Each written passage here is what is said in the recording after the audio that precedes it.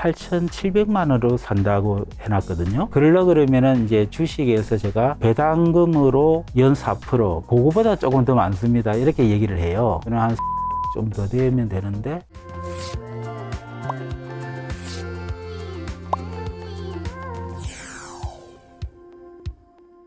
우선 좀 먼저 인사나 소개부터 좀 해주실까요? 숙향입니다. 예, 숙향. 네.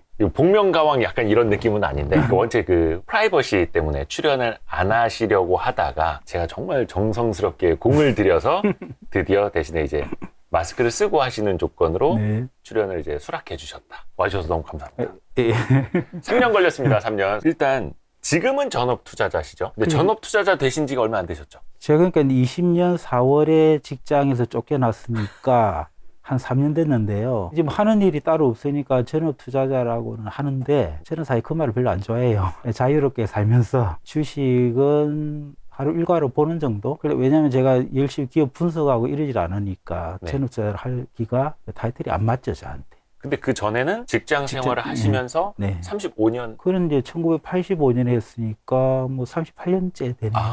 요 책 나올 때가 참 35년 기. 맞아요. 한 2년 그렇습니다. 좀 넘었습니다. 네. 책 나온 지라서. 그 중에 한 35년 이상을 직장인으로서 주식 투자를 해 오셨고, 엄밀히 말하면 전업 투자라기보다는 겸업으로 그렇죠. 계속 투자를 해 오시는 네. 숙향님. 네. 필명만큼이나 네. 이웃집 워런 버핏이라는 타이틀이라고 해야 될까? 왜냐면 네. 이제 책 2권을 쓰셨는데 네. 이웃집 워런 버핏이라는 네. 부제가 붙어 있죠. 네. 이웃집 워런 버핏은 어떤 뜻을 그럼 담고 계시는지? 첫 책에 그 날개 그 표시가 돼 있는데 예. 출판사에서 그 판매에 도움이 될 거라 해가지고 그렇게 붙였고 저는 사실 반대했죠. 왜냐하면 그래요? 저는 벤저민 그레임에 가깝기 때문에 차라리 그게 맞는데 이제 워런 버핏을 넣으면은 마케팅에 도움이 된다.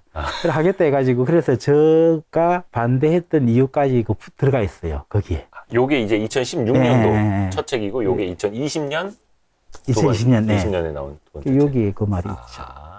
내용을 봐도 그렇고 투자 스타일을 보면은 확실히 벤자민 그레이엄 스타일. 그렇죠. 외람된 질문인데 38년 이렇게 주식 투자를 하셨으니까 투자 규모 같은 것 좀 여쭤보면 안 됩니까? 제가 이제 그렇게 얘기를 하는데요. 네. 첫 책을 낼 때 제가 저 은퇴 후에 얼마나 돈이 있으면 이 생활이 된다. 그렇게 얘기한 게 있고 두 번째 책에서는 그게 좀 더 늘어났거든요. 그러면서 이제 그 정도 금액이 있으면 이게 가능하다. 그게 뭐냐면 그 금액이라는 게 제가 이제 두 번째 책에서 저 은퇴 후에 8,700만 원으로 산다고 해놨거든요. 연간 생활비. 그렇죠. 예. 그러려 그러면은 이제 주식에서 제가 배당금으로 연 4%, 세후 3.4%, 그 금액이면 얼마가 있으면 그게 된다. 이게 있거든요. 그러면 이제 제가 그거보다 조금 더 많습니다. 이렇게 얘기를 해요. 그리 따지면은 뭐 한 30억이 좀 더 되면 되는데 그거보다 제가 좀 더 많다. 뭐 그렇게 제가 얘기를 하죠. 쉽게 말하면 직장 생활을 하시면서 네. 투자를 해서 은퇴 이후에 모든 준비는 다 끝내놓으셨고, 근데 사실 정확히 규모를 저도 뭐 그전에는 여쭤본 적이 없어서 그렇기는 한데, 그냥 뭐 숙향님 정도 되니까 증권사 회장님 뭐 그냥 뭐 만나시고 이렇게 하시는. 그래 이제 제가 자랑처럼 막 얘기하는데 네. 그거 이제 말하면 좀 곤란하겠다 이런 데서는. 근데 이제 주주총회 참석하고 이러다 보니까 거기서 좀 인연이 돼가지고 이제 가끔 밥 먹고 하는 경우는 있습니다. 그 증권사의 고객이기도 하고 주주이기도 하고 막. 그래서 저보다 고객은 아니에요. 고객은 아니에요? 예, 왜냐면 그래? 계좌를 그것도 그 회장님이 알고 계세요? 그때 계좌를 한번 연락을 했는데 왜냐하면 이제 그 얘기 나올지 모르겠는데 제가 이제 예전에 펀드 친구라고 운영하다가 네. 그게 이제 끝내면서 제가 이제 지금 하고 있는 게 펀드 숙향이라고 해가 공개를 하고 있거든요. 그게 이제 5억짜리인데 그걸 이제 앞으로 18년 동안 운영할 예정인데 그거를 그 증권사에서 하려고 했어서 계좌를 열라고 계좌를 다 쓰고 만들고 했는데 네. 돌아와가지고 이제 인터넷 HT에서 깔고 하는 과정에서 너무 안 되는 거예요. 공인인증서가 뭐 전에 쓰던 거가 이렇게 하는데도 안 받고 제가 좀 그런 게 약하니까 이렇게 했죠. 몇 번 시도하다가 에이씨 안 해 하고. 근데 결론은 그 증권사는 주주이기만 하고 기여는 전혀. 아이고, 회장님이 들으시면 서운하시겠는데. 압니다. 아세요? 그때 왜냐면 계좌를 열으라고 해가 소개도 했고 얘가 어디 아마 영업점 지점장하고 뭐 둘이 하고 해가 만나가 점심도 잘 얻어먹었어요. 지금 이제 직장에서는 은퇴하신 지 한 3년 정도 됐죠. 되신 건데, 근데 아까도 잠깐 이야기해 주셨는데, 요 책에도 나옵니다. 은퇴 이후에 연간 생활비를 본인이 다 계산을 하셔서 그 표로도 책에 실어 놓으셨는데, 많을 때는 2019년 기준으로 거의 1억에 육박하더라고요. 그러니까 작년에도 제가 쓴 걸 보니까 1억 넘었더라고요. 그러니까 실제로 쓴 게, 그래서, 뭐 이러면 좀 죄송한데, 그러니까 그 정도 기준으로 해가지고 했다 뿐이지. 그리고 제가, 그걸 꼭 지키겠다는 건 아니었거든요. 추정으로 요 정도더라 했던 거고, 생각보다 사회생활을 많이 하다 보니까 막 만나가 먹는 게 좀 많아져가지고, 제가 좀 많이 쓴 것 같아요. 그럼 자주 어울려야겠네요. 습관이. 그때 제가 밥 샀잖아요. 맞습니다.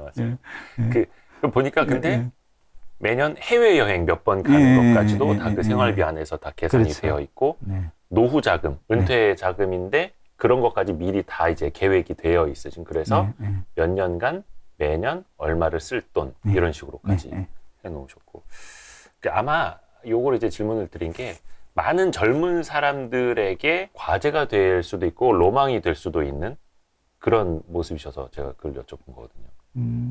그 제가 그 표를 놓고 한 거, 제가 이제 제일 중요한 게 투자를 하는 두 가지 목적을 얘기하거든요. 투자의 두 가지 목적. 예. 은퇴 후 걱정을 제일 많이 하더라고요. 걱정을 많이 하죠. 예. 그러다 보니 공무원 그 지원이 높고, 그게 이제 뭐 한 20년 하면은 뭐 연금이 많다 뭐 이런 걸 해가는데, 저는 사실 그 부분에서 좀 갑갑해가지고 젊은 친구들 얘기할 때는 왜 그렇게 낮춰서 생각하느냐 하고 이제 얘기할 때가 많은데, 일단 뭐 현실이니까 현실적으로 생각을 많이 하니까 저는 이제 그래서 이제 주식 투자로 그 충분히 대비가 된다. 그 얘기를 많이 하죠. 그래서 이제 그 은퇴 후에 돈 걱정 없이 살기 위해서 주식 투자를 꼭 해야 되고, 다른 한 가지 이제 결혼했을 때 이제 자녀가 있으면 그 자녀에 대한 그 목돈 드는 일을 많이 걱정하지 않습니까? 저는 이제 그걸 대학을 생각하고 얘기했는데, 대학 등록금하고 그 다음에 이제 결혼할 때 좀 목돈 드는 그 정도 자금 대비를 하는 그 두 가지 목적으로 했는데, 현실적으로 또 이게 젊은 친구들 얘기하다 보면 그것보다는 사교육비에 대한 얘기들이 많이 하더라고요. 솔직히 그거는 저는 생각을 안 했는데, 제가 이제 애들 둘이 이제 뭐 다 직장이 돼 있는데, 걔들한테 사교육비가 거의 안 들어갔거든요. 그래서 이제 과에 가가지고는 뭐 싫다고 안 가려고 하면은 그럼 뭐 가지 마 이제 이런 식으로 해가지고 안 했거든요. 그래서 이제 어쨌든 저는 이제 그 두 가지, 내 은퇴 후에 돈, 이제 은퇴 후에 그 쓸 생활비, 요거는 이제 모으는 것도 모으는 거지만은 그 다음에 하고 난 뒤에 그 돈만 가지고, 그리고 노동 수입 없이 현재 있는 자본 가지고 하는 그 자본 수입만으로 살아야 되니까, 실질적으로 은퇴 후에 이 돈 가지고 쓰는 방법까지, 이제 그 자금을 조달하는 방법, 요거가 제일 이제 중요한 거 하나. 예, 그 다음에 이제 아까 얘기한 자녀에 대해서 목돈 들어갈 거에 대한 대비. 그 두 가지 목적으로 주식 투자를 전 해야 된다고 하거든요. 생각하고. 은퇴 준비와 또 자녀의 미래. 우선은 이제 숙향님에 대해서 조금 먼저 알아가는 시간으로. 그러니까 저도 궁금했던 건데, 그러면 다른 어디 뭐 종잣돈이 뭐 생겨서 이렇게 주식 투자를 하신 건지, 얼마를 이제 뭐 모아놓고 이렇게 시작을 하신 건지, 아니면 조금씩 월급을 모아서 조금씩 더 넣고 하면서 이렇게 불려나가신 건지, 어떻게 하셨어요? 이게 이제 처음 시작할 때하고 제가 본격적으로도 나중에 이제 그게 있는데, 맨 처음에 할 때는 제가 첫 책에 조금 비교적 상세하게 설명했는데, 원래 저는 이제 주식 투자를 도박으로 생각해가지고 할 생각이 없었어요. 근데 이제 제가 1985년에 하게 된 계기가, 다니던 직장에서 그 코리아 펀드에 대해서 조사해오라고 지시를 한 거예요. 1985년. 그때는 이제 인터넷 이런 게 없으니까 제가 있던 직장이 시청 바로 앞에 있는데, 거기서 보니까 경제신문사에서 그 자료를 얻을 수 있을 것 같더라고요. 그래서 마침 이제 그 회사가 시청 앞에 있었고, 해가 이제 전화를 하니까 아마 자료실에 가면 그 자료 구할 수 있을 거다. 이래가지고 몇 번 왔다 갔다 했어요. 그러면서 이제 코리아 펀드가 가지고 있는 종목, 그 다음에 왜 투자를 했는지 우리나라 주식에, 이런 것들이 있어가 그걸 이제 제가 정리를 해가지고 보고를 했죠. 근데 하면서 생각해 보니까 이건 해야 되는 일이더라고요. 그래서 당시에 제가 이제 야간대학 다니고 있었어요. 그 상고나와가 직장 했기 때문에. 직장생활 하시면서. 그때 야간대학 다니는 중이라 돈이 없었어요. 왜냐하면 하숙비 내고 등록금 모으면 이제 거의 이제 쓸 돈이 없었거든요. 그래서 제가 딱 있던 돈이 16만 원 정도 있는 걸로 한 종목을 샀어요. 85년도에 16만 원. 85년에. 예. 그때 16만 원이면 그래도 제 지금 월급이 따지면, 그때 한 20만 원 정도 됐을 거예요. 20만 원대. 예. 와, 그 중에 거의 대부분을 한 종목에 넣었던 거네요. 아니, 그 있던 돈. 어. 있던 돈. 네. 왜냐면 그 주식 그때 100주 사는 게 딱 그 100주 맞을 거야. 아마 500원짜리라. 그게 다였어요. 그때 기본 단위가 그랬을걸요. 그게 처음이고, 그 다음에 운이 좋아가 그게 3일 동안 거래가 없던 게 제가 살 때 그게 유일했고, 그만큼 거래가 없던 주식인데, 그 다음 3일째부터 그 상한가를 몇 번 쳐가지고, 그때 상한가는 지금같이 안 그때 그래가지고, 막 4% 막 이런 시절 아니었는가요? 한 5, 6% 정도 됐던 것 같아요. 6%? 응. 네. 그래가지고 한 3일 상한가 치니까 한 20% 정도는 올랐던 네. 것 같아요. 그래가지고 팔고 이제 나와가는데, 하여튼 운이 좋았고, 뭐 그 주식 얘기하면 그것도 시간이 길어지니까 그런데, 저는 되게 싼 종목 잘 골랐다. 그 부산 투자금융인데 지금은 없죠. 네.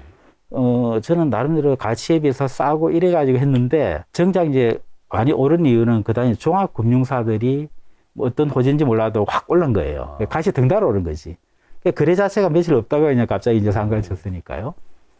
그래서 이제 보통 이제 뭐라 그러지, 초보자의 초신자 행운. 행운인데, 네. 저는 그것 때문에 자신을 좀 얻은 것 같아요. 아, 그래가지고 사후에서 돈을 빌렸어요. 100만 원을. 어디에서 빌렸다고? 사후에. 우리 회사 사후에서. 사후회? 예. 아, 회사에서? 예. 그러니까 거기는 월 1% 이자를 내니까 상당히 지원보험이 되게 고금리인데, 당시에는 금리가 높았어요. 근로자 주식저축을 들면은 세액공제를 딱 그 정도 해주기 때문에, 네. 그리고 그 이자보다 없다고 보고 이제 한 거죠. 네. 근데 보면 알지만 85년대가 굉장히 호황이었어요. 시장이, 주식시장이. 네. 85, 86, 87, 88년까지. 예. 그러니까 굉장히 저는 뭐, 이제 들어간 게 운이 되게 좋았죠. 근데 그때 사후회에서 100만 원 100만 빌려서 하신 것도 그게 큰 돈이었어요. 잘 되신 거예요? 그렇죠. 그게 이제, 그때 뭐 제가 그 당시 기록이 옛날 있던 게 그냥 그 하드가 망가져가지고 진짜 못 찾았는데, 거의 2배로 올랐던 것 같아요. 100이 200이 되고, 200이 400이 되고, 400이 800이 되고. 기간이 어떻게? 해마다. 해마다? 네, 85년, 86년, 87년 하면서. 야, 당시 100만 원만 하더라도 거의 5달치 월급 규모였는데. 그렇죠. 그때는. 와, 근데 그게 계속 2배씩 올랐다. 제가 그러니까 주워 듣기로는 네. 80년대만 하더라도 우리나라에서 뭐 이렇게 밸류에이션이나 가치 투자 이런 개념 없었다고 들었거든요. 그냥 가격만 보고 샀다고 들었는데 혹시 그러셨던 건가요? 아니, 저는 안 그랬어요. 하여튼, 왜냐면 저는 재무제표 원래 회계 전공이고, 회사에서도 그 일을 했고 하기 때문에 저는 장부를 꼭 비교해 봤죠. 회사 장부를 보고. 재무제표를 꼭 비교해 보고 했고, 그래서 그게 상당히 오랫동안 말씀하시는 밸류를 안 따진 게, 제가 그 첫 책에 했던 게 중에 하나가, 제 친구들 중에 정보사 직원도 있고 하니까, 네. 업무 보러 그때는 자금 일보러 뭐 거의 다 은행에 직접 찾아가는 네. 거니까, 뭐 이렇게 집 안에서 뭐 하는 게 아니니까요. 그러면 이제 은행 갔다가 이제 오는 길에 정보사 잠깐 들릴 때가 많았어요. 네. 그러면 뭐 그 정보사에서 90년대죠, 이제는. 제가 지금 얘기하는 거는 이제 그때 가면은 이제 어느 친구 하나가 저쪽 영업 직원 하나가 탁 일어나더니, 야, 어느 어디서 이 지식을 주문 들어왔다. 들었다. 네네. 그 사야 된다. 뭐 이렇게 되는 거죠. 네. 그럼 이제 친구가 열심히 막 주문을 내요. 내다가 이제 제가 앞에 앉아 있으면은 네. 이제 고객들 거 다 처리하고는 네. 저 친구 확실한데 좀 사지 그래요. 저는 이미 들었으니까 그 앞에 있는 주식 편람, 네. 그걸 뒤적거리고 봤을 거 아닙니까? 그리고 이제 결정을 했죠. 네. 그래서 안 할래. 아이, 뭐 확실한데 좀이라도 사라 이러는데, 아니, 안 먹고 말아, 이제. 그래서 이제 그 지점에서 제 별명이 이제 안 먹고 말아였어요, 그때. 그 책에도 나오는데 그 안 먹고 말한 그게 그때부터 나왔던. 몇 번 뭐 얘기 안 했는데 그 말이 재밌잖아요, 지금은 들어도. 네네네. 그래서 이제 별명이 됐는데 그 정도 저는 이제 꼭 재무제표 꼭 확인했던 것 같아요. 항상 그랬던 건 아니고 어쩌다가 한 번쯤은 그런 이제 투기 종목을 한 적도 있지만 거의 없다고 봐야죠. 초반부터 주린이 시절은 사실상 없었다고 보면 되는 거예요. 그래도 이제 회계를 잘 아시고 재무제표 보고 투자를 하셨기 때문에. 근데 누구나 초반에 조금 실수를 할 수도 있는데. 실수한 거는 나중에 보니까 그 블랙만데이였는데 1987년.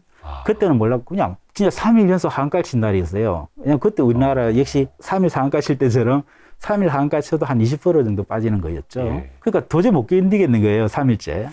그래가지고 그때 아마 동아자동차라는데 상용자동차가 지금 동아자동차였던 것 같은데 정확하게 그거를 제가 3일째 하한가에 팔았던 적이 있어요. 아, 도저히 힘들어가지고 예. 그때 이제 정부사 직원들이 좀 참으라고 얘기했던 것 같은데 제가 도저히 마음이 힘들어가지고 그랬던 적은 있는 것 같아요. 그게 이제 나중에서 왜냐면 네. 그때 저는 해외 정시에 대한 전혀 신경 뭐 쓰거나 한 적이 없기 때문에 나중에 책 보다가 아 이때가 그때였나 보다 이제 짐작했던 게 있어요. 와, 주변에서 미국의 그 블랙 먼데이를 직접 투자자로서 겪으신 분들 만나기 정말 쉽지 않은데. 그런가요? 어, 그러니까 저도 그때 그게인지도 모르고 그만큼 제가 별로 당시에는 뭐 외신이라고 할 것도 거의 없었고 하니까.